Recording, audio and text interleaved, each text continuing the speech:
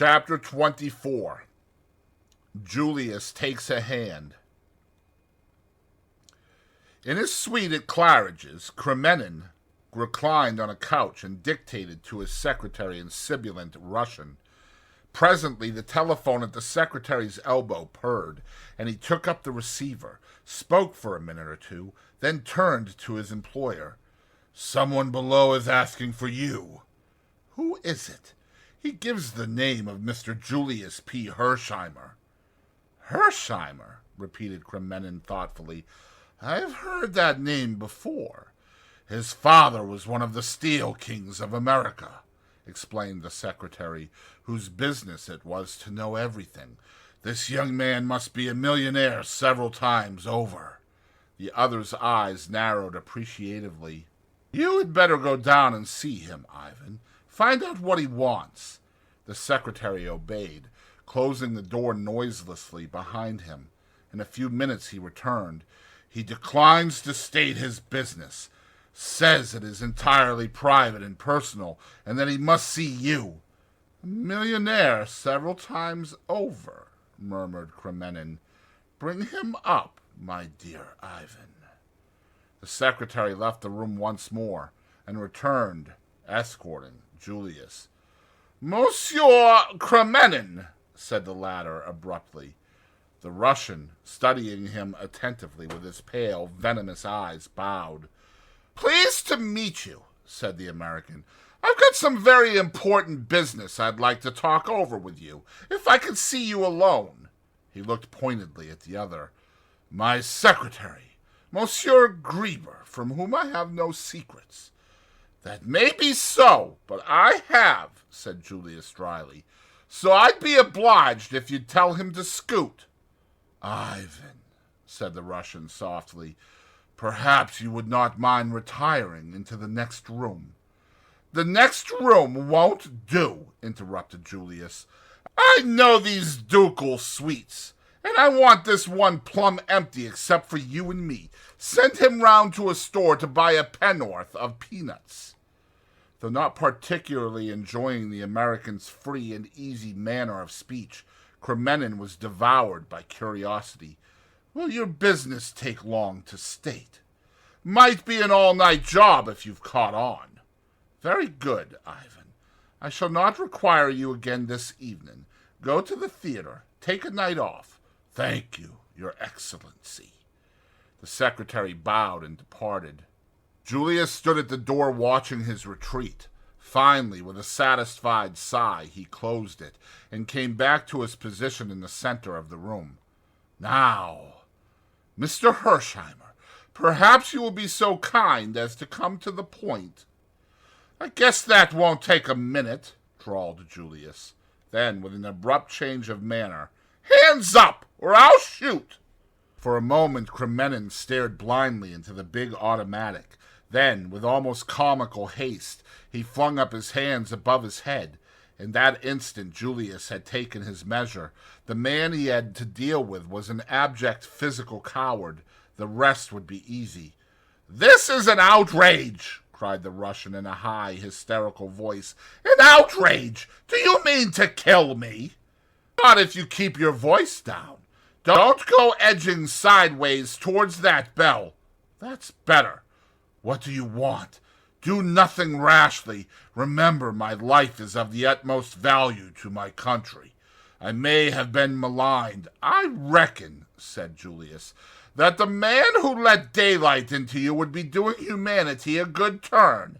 But you needn't worry any. I'm not proposing to kill you this trip. That is, if you're reasonable." The Russian quailed before the stern menace in the other's eyes. He passed his tongue over his dry lips. "What do you want? Money?" "No, I want Jane Finn." "Jane Finn? I never heard of her."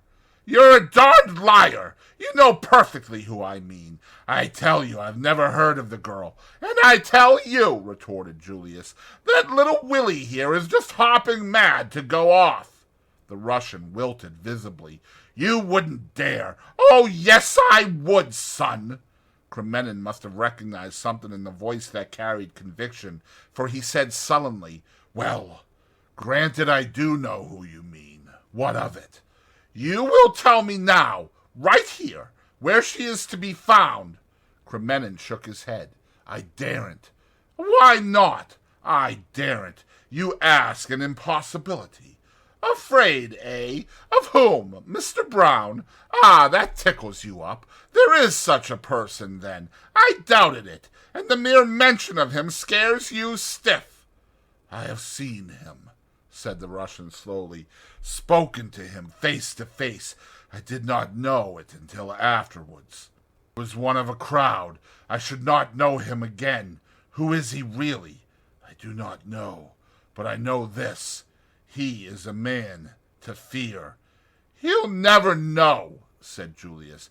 He knows everything, and his vengeance is swift. Even I, Kremenin, would not be exempt. Then you won't do as I ask you. You ask an impossibility. Sure, that's a pity for you, said Julius cheerfully, but the world in general will benefit. He raised the revolver. Stop! Shrieked the Russian. You cannot mean to shoot me. Of course I do. I've always heard you revolutionists held life cheap, but it seems there's a difference when it's your own life in question. I gave you just one chance of saving your dirty skin, and that you wouldn't take. They would kill me. Well, said Julius pleasantly, it's up to you, but I'll just say this. Little Willie here is a dead cert, and if I was you, I'd take a sporting chance with Mr. Brown. You will hang if you shoot me, muttered the Russian irresolutely. Oh, stranger, that's where you're wrong. You forget the dollars. A big crowd of solicitors will get busy, and they'll get some highbrow doctors on the job, and the end of it all will be that they'll say my brain was unhinged. I shall spend a few months in a quiet sanatorium. My mental health will improve. The doctors will declare me sane again, and all will end happily for little Julius. I guess I can bear a few months' retirement in order to rid the world of you, but don't you kid yourself I'll hang for it. The Russian believed him. Corrupt himself, he believed implicitly in the power of money. He had read of American murder trials running much on the lines indicated by Julius. He had bought and sold justice himself. This virile young American with the significant, drawling voice had the whip hand of him. I'm going to count to 5, continued Julius, and I guess, if you let me get past 4, you needn't worry any about Mr. Brown. Maybe he'll send some flowers to the funeral, but you won't smell them. Are you ready? I'll begin. 1, 2, 3, 4. The Russian interrupted with a shriek. Do not shoot. I will do all you wish. Julius lowered the revolver. I thought you'd hear sense. Where is the girl? At Gatehouse in Kent. Astley Priors, the place is called. Is she a prisoner there? She's not allowed to leave the house, though it's safe enough, really. The little fool has lost her memory, curse her. That's been annoying for you and your friends, I reckon. What about the other girl, the one you decoyed away over a week ago? She's there, too, said the Russian sullenly. That's good, said Julius. Isn't it all panning out beautifully? And a lovely night for the run. What run? Demanded Kremenin with a stare. Down to the gatehouse, sure. I hope you're fond of motoring. What do you mean? I refuse to go.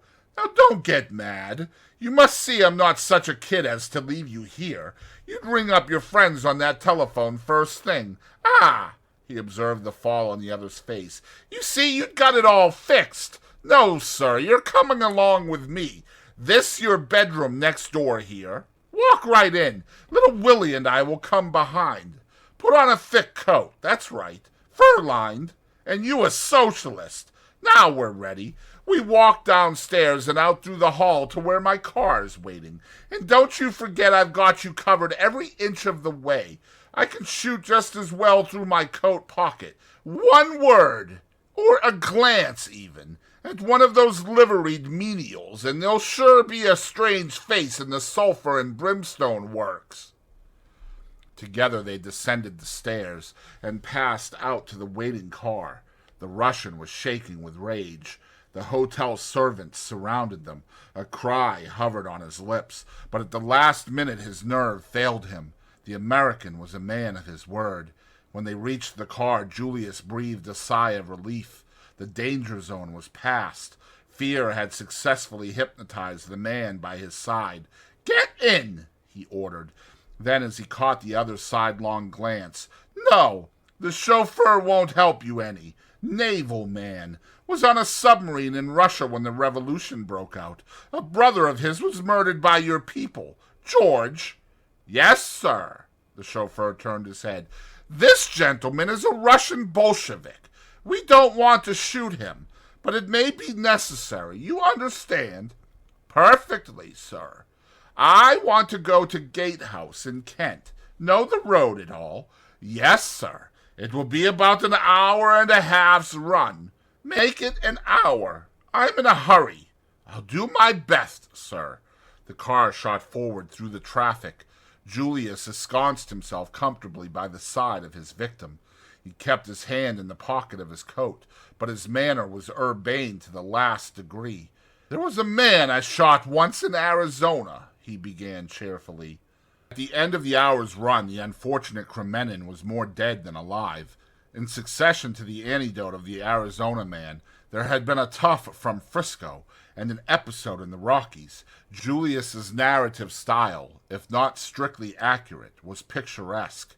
Slowing down, the chauffeur called over his shoulder that they were just coming into Gatehouse. Julius bade the Russian direct them. His plan was to drive straight up to the house. There, Kremenin was to ask for the two girls. Julius explained to him that little Willie would not be tolerant of failure. Kremenin, by this time, was his putty in the other's hands. The terrific pace they had come had still further unmanned him. He had given himself up for dead at every corner. The car swept up the drive and stopped before the porch. The chauffeur looked round for orders. "Turn the car first, George, then ring the bell and get back to your place. Keep the engine going and be ready to scoot like hell when I give the word." "Very good, sir." The front door was opened by the butler. Menin felt the muzzle of the revolver pressed against his ribs. "Now," hissed Julius, "and be careful." The Russian beckoned. His lips were white, and his voice was not very steady. "It is I, Kremenin. Bring down the girl at once. There is no time to lose." Whittington had come down the steps. He uttered an exclamation of astonishment at seeing the other. "You? What's up? Surely you know the plan." Kremenin interrupted him, using the words that have created many unnecessary panics. "We have been betrayed. Plans must be abandoned. We must save our own skins. The girl, and at once. It's our only chance." Whittington hesitated, but for hardly a moment. "You have orders from him?" "Naturally. Should I be here otherwise? Hurry! There is no time to be lost. The other little fool had better come too." Whittington turned and ran back into the house. The agonizing minutes went by. Then, two figures hastily huddled in cloaks appeared on the steps and were hustled into the car. The smaller of the two was inclined to resist, and Whittington shoved her in unceremoniously. Julius leaned forward, and in doing so the light from the open door lit up his face. Another man on the steps behind Whittington gave a startled exclamation. Concealment was at an end. "Get a move on, George!" shouted Julius. The chauffeur slipped in his clutch, and with a bound the car started. The man on the steps uttered an oath. His hand went to his pocket. There was a flash and a report. The bullet just missed the taller girl by an inch. "Get down, Jane!" cried Julius. "Flat on the bottom of the car!" He thrust her sharply forward. Then, standing up, he took careful aim and fired. "Have you hit him?" cried Tuppence eagerly. "Sure," replied Julius. "He isn't killed, though. Skunks like that take a lot of killing. Are you all right, Tuppence?" "Of course I am. Where's Tommy? And who's this?" She indicated the shivering Kremenin. Tommy's making tracks for the Argentine. I guess he thought you turned up your toes. Steady through the gate, George. That's right. It'll take him at least 5 minutes to get busy after us. They'll use the telephone, I guess, so look out for snares ahead, and don't take the direct route. Who's this, did you say, Tuppence? Let me present Monsieur Kremenin. I persuaded him to come on the trip for his health. The Russian remained mute, still livid with terror. But what made them let us go? Demanded Tuppence suspiciously. I reckon Monsieur Kremenin here asked them so prettily they just couldn't refuse. This was too much for the Russian. He burst out vehemently. Curse you! Curse you! They know now that I betrayed them. My life won't be safe for an hour in this country. That's so, assented Julius. I'd advise you to make tracks for Russia right away. Let me go, then, cried the other. I have done what you asked. Why do you still keep me with you? Not for the pleasure of your company. I guess you can get right off now if you want to. I thought you'd rather I told you back to London. You may never reach London, snarled the other. Let me go here and now. Sure thing. Pull up, George. The gentleman's not making the return trip. If I ever come to Russia, Monsieur Kremenin, I shall expect a rousing welcome, and— But before Julius had finished his speech, and before the car had finally halted, the Russian had swung himself out and disappeared into the night. Just a mite impatient to leave us, commented Julius, as the car gathered way again, and no idea of saying goodbye politely to the ladies. Say, Jane, you can get up on the seat now. For the first time the girl spoke. How did you persuade him? She asked. Julius tapped his revolver. Little Willie here takes the credit. Splendid, cried the girl. The color surged into her face. Her eyes looked admiringly at Julius. Annette and I didn't know what was going to happen to us, said Tuppence. Old Whittington hurried us off. We thought it was lambs to the slaughter. Annette, said Julius. Is that what you call her? His mind seemed to be trying to adjust itself to a new idea. It's her name, said Tuppence, opening her eyes very wide. Shucks, retorted Julius. She may think it's her name because her memory's gone, poor kid, but it's the one real and original Jane Finn we've got here. What? Cried Tuppence, but she was interrupted. With an angry spurt, a bullet embedded itself in the upholstery of the car just behind her head. Down with you, cried Julius. It's an ambush. These guys have got busy pretty quickly. Push her a bit, George. Car fairly leapt forward. 3 more shots rang out, but went happily wide. Julius, upright, leaned over the back of the car. Nothing to shoot at, he announced gloomily. But I guess there'll be another little picnic soon. Ah! He raised his hand to his cheek. You are hurt, said Annette quickly. Only a scratch. The girl sprang to her feet. Let me out! Let me out, I say! Stop the car! It is me they're after. I'm the one they want. You shall not lose your lives because of me. Let me go! She was fumbling with the fastenings of the door. Julius took her by both arms and looked at her. She had spoken with no trace of foreign accent. Sit down, kid, he said gently. I guess there's nothing wrong with your memory. Been fooling them all the time, eh? The girl looked at him, nodded, and then suddenly burst into tears. Julius patted her on the shoulder. There, there. Just you sit tight. We're not going to let you quit. Through her sobs, the girl said indistinctly, You're from home. I can tell by your voice. It makes me homesick. Sure I'm from home. I'm your cousin, Julius Hersheimer. I came over to Europe on purpose to find you, and a pretty dance you've led me. The car slackened speed. George spoke over his shoulder. Crossroads here, sir. I'm not sure of the way. The car slowed down till it hardly moved.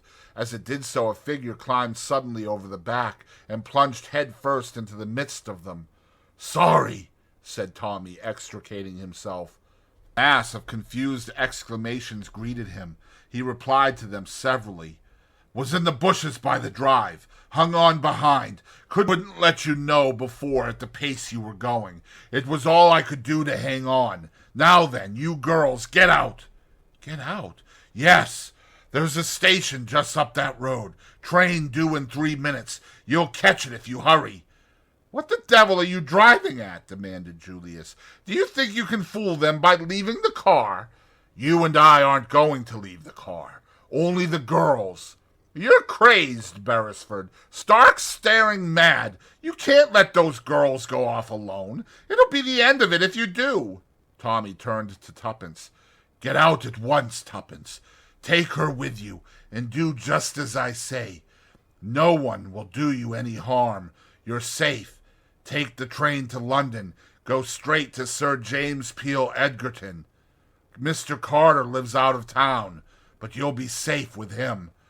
"Darn you!" cried Julius. "You're mad! Jane, you stay where you are!"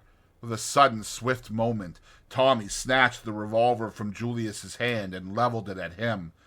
"Now will you believe I'm in earnest? Get out, both of you, and do as I say or I'll shoot." Tuppence sprang out, dragging the unwilling Jane after her. "Come on, it's all right. If Tommy's sure, he's sure. Be quick, we'll miss the train." They started running. Julius's pent-up rage burst forth. "What the hell?" Tommy interrupted him.